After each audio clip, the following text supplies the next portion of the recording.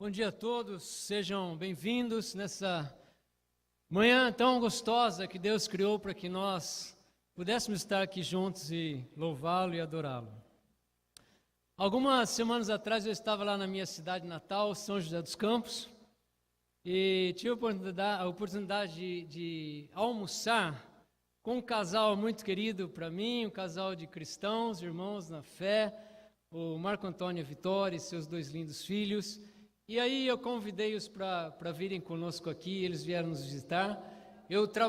Nós trabalhamos juntos, em tempo integral, liderando a Zona Norte dessa igreja há muitos anos atrás. Queria que vocês conhecessem Marco e Vitória, por favor, fiquem em pé.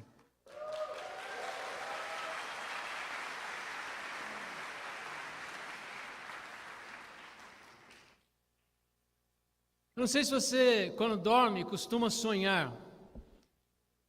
Mas a coisa curiosa é que ultimamente eu tenho sonhado bastante com o meu pai. Isso tem me trazido lembranças de algumas conversas que eu tive com ele ao longo da vida. Numa delas, nós estávamos, entre aspas, discutindo se Jesus ria ou não.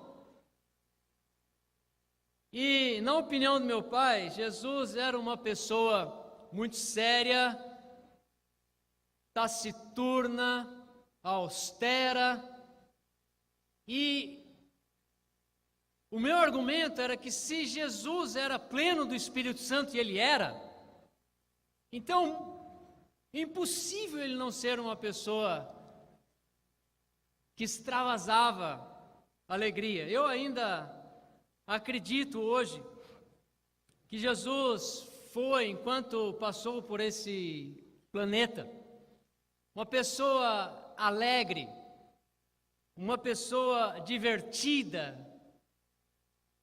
com um espetacular senso de humor, jacundo. Devia ser extremamente prazeroso estar com Jesus. E eu sei que cada um de vocês já experimentou a boa sensação de estar perto de alguém que é alegre, de alguém que é para cima. É ótimo ter uma esposa alegre em casa, é ótimo ter filhos alegres em casa, é ótimo ter um marido alegre em casa. Eu tento ser alegre na minha casa, eu sempre estou fazendo minhas piadinhas, minhas filhas riem, minha esposa adora meus trocadilhos.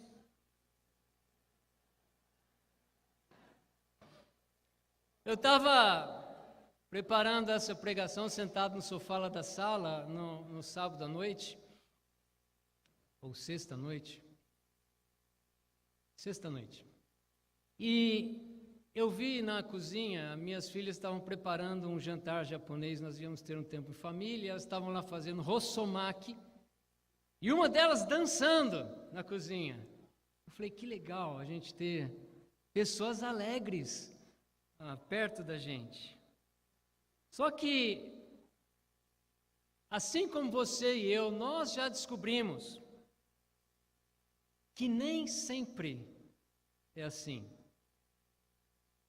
Você já levou um golpe forte que roubou, arrebatou sua alegria e a sua paz? Talvez tenha acontecido com você essa semana. Ontem eu estava lá em casa e eu recebi um WhatsApp em áudio. E quando eu escutei, era notícia de um irmão que estava decidindo deixar nosso convívio. E aquilo roubou minha alegria. Eu tive que parar o que eu estava fazendo e eu tive que levar meus pensamentos a Deus, para que a minha paz e a minha alegria continuassem naquilo que eu estava fazendo. Quando você lê a carta de Paulo aos Filipenses, você percebe que a carta fala bastante sobre alegria, sobre ficar alegre. E Paulo, ele nos ensina como nós podemos nos levantar, nos erguer novamente, depois de levar qualquer tipo de golpe que nos rouba a alegria e a paz. Vamos gastar alguns minutos lendo alguns versículos no capítulo 4 de Filipenses, mas antes vamos orar. Pai, obrigado por estarmos aqui, obrigado por nos ajudar a entender o caminho de sermos alegres e de permanecermos, Pai, num estado de paz em nossos corações, em nossas mentes, a despeito de qualquer coisa que venha acontecer à nossa volta. Obrigado por o Senhor é um Deus de paz e alegria. Obrigado porque o Senhor nos oferece isso a todo instante. Em nome de Jesus oramos. Amém. O título da pregação é Alegria ao alcance de todos, de você. Alegria é um tema sempre presente, como eu falei, no livro de Filipenses. Ele começa a carta falando de alegria, ele termina a carta falando de alegria. E logo no começo da carta, ele menciona que ele está se lembrando daqueles irmãos lá em Filipos, e ele orava com gratidão, ele orava com alegria, lembrando-se daquelas vidas. E no final da carta, no capítulo 4, versículo 1, vamos ler, ele fala novamente desse tema. Capítulo 4, versículo 1. Meus queridos irmãos, sinto muitas saudades de vocês. Vocês me fazem tão feliz. E na versão NVI diz, vocês que são a minha alegria. E eu me orgulho muito de vocês. Portanto, continuem firmes, todos firmes, vivendo unidos com o Senhor. Amém. Talvez você esteja andando alegre aí ultimamente ou se encontrado com pessoas felizes da vida. E normalmente nós associamos alegria a boas notícias ou a algum presente que a gente recebe, ou a um aumento de salário, ou algo de bom que aconteceu na nossa família. E a gente pode pensar, bom, Paulo está lá tranquilo porque as coisas devem estar indo muito bem na vida dele. Quer saber a verdade? Nada, ou quase nada, estava bem. Paulo está na cadeia, preso e perseguido injustamente. E mesmo assim, nessa situação, Paulo, de uma maneira impressionante, fala sobre alegria, usa o tema felicidade pessoal. É impressionante, eu fico impressionado de ver o poder e a força do Evangelho, quando encontramos nele uma capacidade de nos alegrar, de experimentar a felicidade, apesar das circunstâncias. Isso só acontece pelo poder de Deus. Mas aí a gente pode pensar numa outra área da vida de Paulo. Quem sabe a vida dele não estava nada bem, mas a igreja estava indo bem. Quer saber a verdade? Também não estava bem. Estavam acontecendo problemas na igreja, conflito entre pessoas, falso ensinamento, e ainda assim, Paulo está feliz e em paz.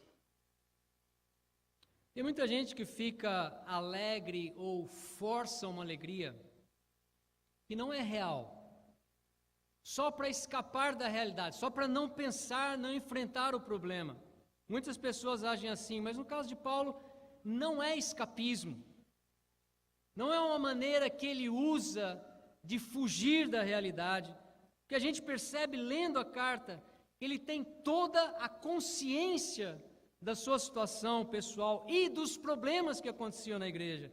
Ele mostra, ao lermos essa carta, um raciocínio muito lúcido, cristalino. E ele não está falando como alguém que está tentando enganar a si mesmo e os outros. Ele sabia que até mesmo diante da morte, o cristão pode sentir segurança, tranquilidade, paz e até alegria, porque nossos nomes estão escritos no livro da vida.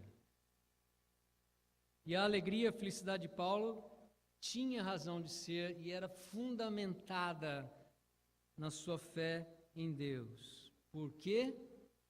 Porque a pessoa que sabe que Deus é verdadeiro, que Ele está no controle das situações e que no final Ele vai nos levar para a vida eterna, tem que ter alegria, e alegria total.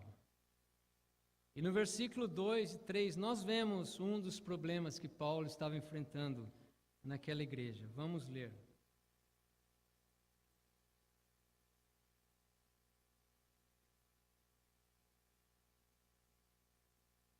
Evódia e Sintique, peço, por favor, que procurem viver bem uma com a outra, como irmãs na fé. E a você, meu fiel companheiro de trabalho, peço que ajude essas duas irmãs, pois elas, junto com Clemente e todos os outros meus companheiros, trabalharam muito para espalhar o Evangelho. Os nomes deles estão no livro da vida que pertence a Deus.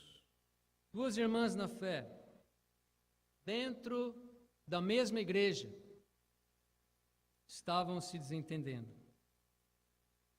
Como duas irmãs consagradas, membros da mesma igreja, cooperadoras do Evangelho, podiam brigar.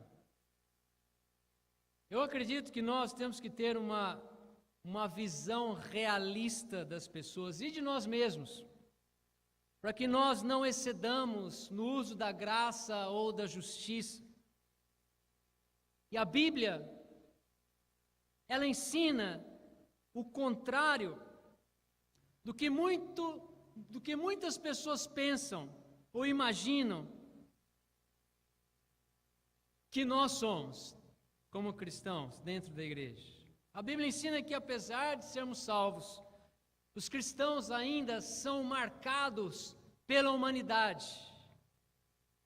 E cristãos são pessoas que continuam tendo suas fraquezas. E Paulo mostra aqui nessa carta que essas duas mulheres eram muito dedicadas a Deus. E mesmo assim tiveram um desentendimento tão sério. Quem sabe aqueles irmãos nem estavam conseguindo resolver e eles teve que intervir e até deixar registrado na carta que ele enviou a eles. Isso deve nos ajudar a entender pelo menos duas coisas importantes: que nós precisamos ser pessoas realistas e entender que, apesar de sermos discípulos de Jesus, uma hora ou outra essa pessoa vai falhar com você e ela vai precisar do seu perdão, e você tem que estar pronto e disposto a estender seu perdão. Achar que ninguém vai errar com você, ou só esperar que alguém vai sempre acertar, é infantilidade, falta de maturidade e de visão realista do que é um ser humano e da vida. E também precisamos ficar atentos com nossa própria vida, porque nós também estamos sujeitos a pisar feio na bola. O que aconteceu com Evódia e Sintique também pode acontecer conosco hoje. E Paulo, pacientemente, carinhosamente, pede para elas: peço, por favor, rogo a vocês, como quem dissesse: irmãs, deixem disso, irmãs, vivam em harmonia. Paulo está tentando melhorar o relacionamento dessas irmãs dentro da igreja. É impressionante como Paulo tem a cabeça fria. Quando eu fico sabendo de algum conflito entre irmãos, minha tendência é ficar bastante preocupado. E depois de ficar preocupado, eu fico chateado. Depois de ficar chateado, às vezes eu fico com raiva. E depois eu já fico imaginando o trabalho que vai dar para ajudar. E depois eu procuro alguém para fazer esse trabalho.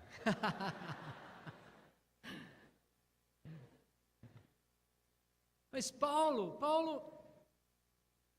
parece tranquilo, Paulo parece que está sossegado, ele está sabendo, ele sabe que essas irmãs ajudaram muito, que elas trabalharam na igreja, que elas fizeram muitas coisas boas, são realmente filhas de Deus, seus nomes estão escritos no livro da vida, mas estão se desentendendo. Por quê? Porque errar é realmente humano. Tem gente na igreja que fica revoltado, fica magoado, fica com birra, que alguém fez isso, que alguém falou alguma coisa que não deveria, que não tratou ele direito, não cumprimentou. E a pessoa fica mal, fica aborrecida, esquece que não existe, essa pessoa esquece que não existe igreja perfeita. Mas como ela esquece, ela pega e vai embora, em busca de Shangri-La, a igreja perfeita, a igreja eureka, encontrei. E aí quando ele encontra a igreja perfeita, se é que ela existe, no mesmo instante que ele coloca a planta dos seus pés lá dentro, essa igreja se torna imperfeita, porque ele é imperfeito. Então é necessário, irmãos, ter bom senso nessas horas. E Paulo, diante da perseguição, diante das prisões, diante das confusões entre pessoas na igreja, ele entende Deus, acima de tudo, ele consegue sentir essa alegria no coração. Por isso ele diz no versículo 4, tenham sempre alegria, unidos com o Senhor, repito, tenham alegria. Paulo nos chama a experimentar essa alegria, porque a alegria é o amor de Deus agindo em nossas vidas. E no versículo 6 ele fala algo ainda mais desafiante. Não se preocupem com nada. Fácil, né? E na outra versão, piora um pouco as coisas. Não andem ansiosos por coisa alguma. Puxa vida. Mas, e aí vem a coisa incrível da parte de Deus, mas em todas as orações peçam a Deus o que vocês precisam e orem sempre com o coração agradecido. A ansiedade, a preocupação é um dos, ou se não um dos maiores ladrões da nossa alegria. E não adianta ficar desesperado, roendo as unhas. Ao contrário, ele fala, olha, é para orar, é para agradecer, é para levar e derramar aquilo que te preocupa diante do altar de Deus. Qual é o problema da ansiedade que é tão mencionada e tão criticada na Bíblia? A ansiedade é algo interessante porque ela revela para nós o quanto a gente no fundo acredita que o poder está nas nossas mãos. Ela acaba revelando para nós como de fato, de alguma forma a gente acredita que a gente depende só do nosso poder e só da nossa força, mas aí Deus aparece e nos leva às circunstâncias no nosso casamento, com nossos filhos, com nossas finanças, no nosso trabalho, na nossa igreja, na nossa saúde, com os nossos bens, com os nossos familiares. E de novo nós caímos de joelhos e admitimos a nossa fragilidade, nossa impotência, nossa pequenez. Cada um tem sua maneira de manifestar a ansiedade. Alguns, como eu falei, roem as unhas. onicofagia. Alguns puxam o cabelo, alguns choram, alguns gritam, alguns comem em excesso, alguns ficam agressivos, alguns se recolhem.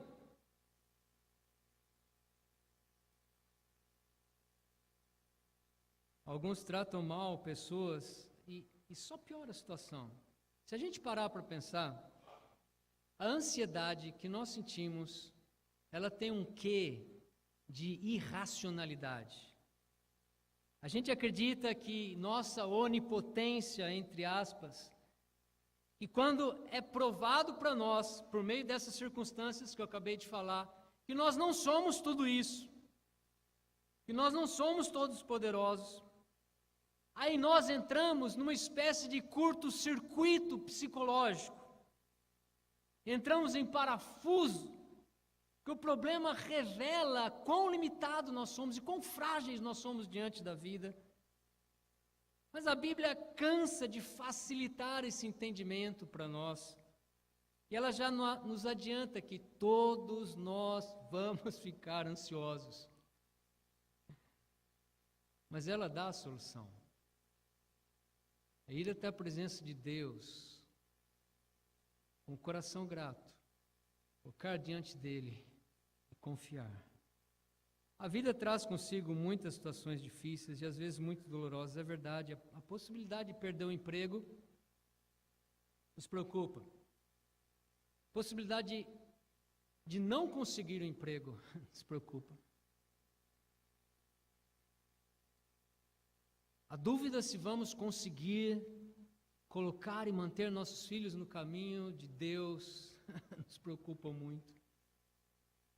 A possibilidade de ter um problema sério na vida podem deixar muitas pessoas apreensíveis. O salário, que muitas vezes não acompanha as despesas do mês, pode causar muita ansiedade. Ou seja, todos nós vamos ter lutas para enfrentar e então, ao invés de entrarmos em parafuso, em desespero, em caos, é melhor extravasar essa pilha de nervos que a gente se transforma e orar, apresentando tudo a Deus e fazendo um exercício prático, diário, para chegar à conclusão definitiva que nós dependemos dEle. Nós dependemos da Sua graça. Nós dependemos da Sua misericórdia, nós dependemos do Seu perdão, e Ele tem poder para ajudar cada um de nós, em cada uma de nossas dificuldades.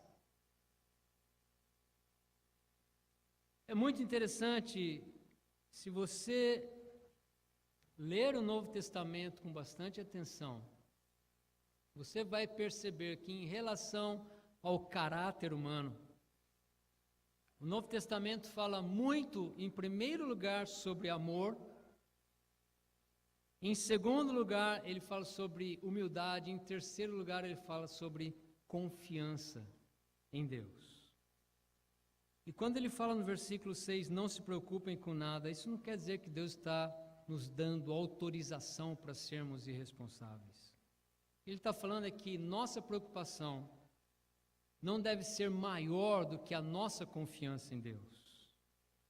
E tem muitas coisas que nós não conseguimos resolver, tem muitas coisas que não dependem de nós, e nós temos que trazer à nossa mente que Deus, de alguma maneira que muitas vezes eu desconheço, está conduzindo, está orquestrando, está sincronizando os acontecimentos na minha vida, para que Ele continue desenvolvendo o plano especial que Ele tem para cada um de nós, reservadamente. Olha, eu não estou falando tudo isso aqui para vocês como alguém que já superou completamente isso, que não tem problema com ansiedade ou preocupação. Os que são mais próximos a mim sabem que essa pregação é primeiro para mim. E que a ansiedade é uma das minhas maiores fraquezas. Tantas vezes as coisas não saem do jeito que eu tinha planejado. E quando isso acontece, se torna um problemão para mim.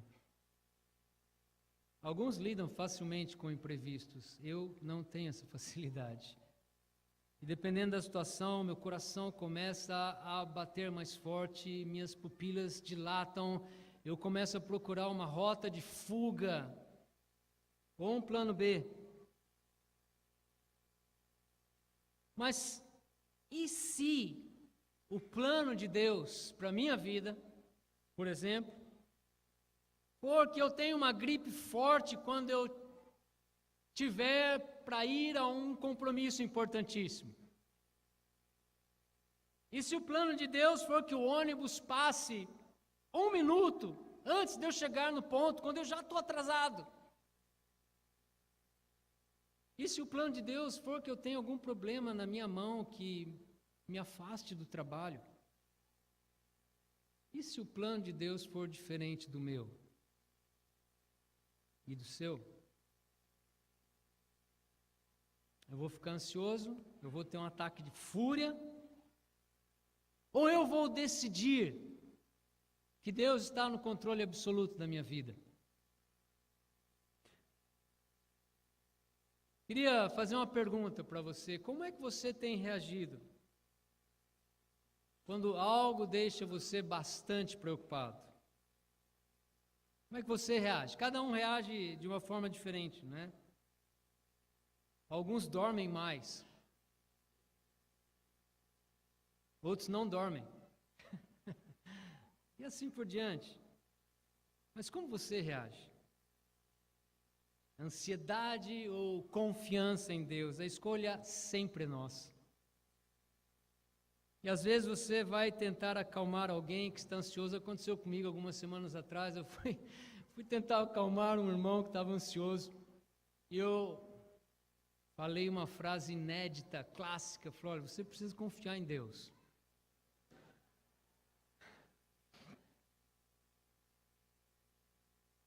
Falou: mas eu confio em Deus. Eu confio. Às vezes a pessoa fica até brava com a gente, né? O que você está falando? Claro que eu confio em Deus. E pode ser verdade que realmente a pessoa confia em Deus, mas pode ser, e agora preste bem atenção, que apesar dela confiar em Deus, talvez ela não esteja disposta a se submeter à maneira como Deus quer conduzir aquela determinada situação. E isso faz toda a diferença. E nós precisamos não só confiar, mas nos submeter mais a Deus. Ele sempre tem um final mais sensato para as questões da nossa vida. Nós precisamos ter paciência, humildade e aceitar a liderança de Deus no nosso caminhar. O resultado de derramar diante de Deus nossas ansiedades, nossas preocupações, de ter fé, é o que Paulo fala no versículo 7. E a paz de Deus, que ninguém consegue entender, guardará o coração e a mente de vocês, pois vocês estão unidos com Cristo Jesus. Amém. Impressionante como Paulo, lá preso em grandes dificuldades, dentro de si mesmo, fora na igreja, consegue ainda transmitir alegria e paz para todos nós e para aquela igreja. E no versículo 8 ele diz: por último, meus irmãos, encham a mente de vocês com tudo que é bom e merece elogios, isto é, tudo que é verdadeiro, digno, correto, puro, agradável e decente. A alegria, sim, está relacionada com nossa confiança em Deus e com a capacidade de direcionar nossa mente, nossos pensamentos, nosso foco naquilo que é positivo. Tem muita gente que gosta de cultivar o negativismo, a depressão. Oh, como vai? Bom dia. Bom dia agora, mas daqui a pouco vai começar a chover, vai esfriar, vai azarar tudo. Tem um ótimo final de semana. Sábado, domingo passado, daqui a pouco chega segunda, começa tudo de novo. Puxa. Paulo diz que o que constrói algo que traz alegria e paz é tudo que é bom, merece elogios, isso é tudo que é verdadeiro, digno, correto, puro, agradável e decente, se quisermos ter mais paz e alegria no coração. São essas coisas que devem encharcar nossa mente, que nós devemos cultivar em nossos corações. Por isso ele fala no versículo 9, ponham em prática o que vocês receberam e aprenderam de mim, tanto com as minhas palavras como as minhas ações. E o Deus que nos dá a paz estará com vocês, mesmo com as situações adversas da vida. Não há razões suficientes para perdermos nossa alegria, nossa esperança e nossa paz. E Paulo prossegue falando sobre a alegria no versículo 13, para terminarmos. Na minha vida em união com o Senhor, fiquei muito alegre porque vocês mostraram de novo o cuidado que têm por mim. Não quero dizer que vocês tivessem deixado de cuidar de mim, é que não tiveram oportunidade de mostrar esse cuidado. Não estou dizendo isso por me sentir abandonado, pois aprendi a estar satisfeito com o que tenho. Sei o que é estar necessitado e sei também o que é ter mais do que é preciso. Aprendi o segredo de me sentir contente em todo lugar, em qualquer situação, quer esteja alimentado ou com fome, quer eu tenha muito ou tenha pouco, com a força que Cristo me dá, posso enfrentar qualquer situação. Outro segredo, entre aspas, porque Paulo conseguia manter a alegria no coração, é porque ele tinha aprendido, ele descobriu confiar em Deus, tendo muito ou tendo pouco, e enfrentar dessa forma qualquer situação. Tendo muito ou pouco, conforto ou dificuldade, saúde ou doença, emprego ou desemprego, morando longe, morando perto, livre ou preso, sofrendo pressões internas ou externas. Com Deus eu posso enfrentar toda e qualquer situação nessa vida e viver feliz. Vocês podem continuar lendo o capítulo, mas Paulo termina essa carta deixando essas palavras de saudação e de alegria e apresentando, oferecendo um encorajamento para nós. E Filipenses capítulo 4 nos traz um grande ensinamento e esperança para experimentarmos essa maravilhosa alegria e paz que vem somente do nosso Deus. Obrigado por sua atenção, Deus nos abençoe.